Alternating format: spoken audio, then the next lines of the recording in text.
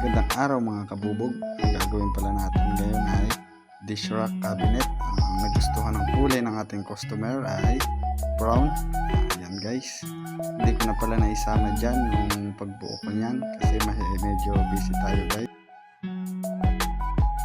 At sa mga gusto pala magpagawa guys, just PM lang po kayo sa aming page, ang aming ANJ Glass and Aluminum. Dito lang po yan sa Pande, Bulacan. Ayan po guys, and ito po yung aming finished product. Ayan guys, at pinapakita na po ng aking helper na si Tyson.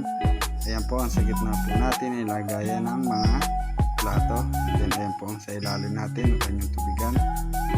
Ayan, and then sa ilalim po, kaya open siya guys, siya po ilagayan ng oven. Ayan po guys, and then sa ilalim po kung ano yung mga gusto ng customer, yun ang ilalagay.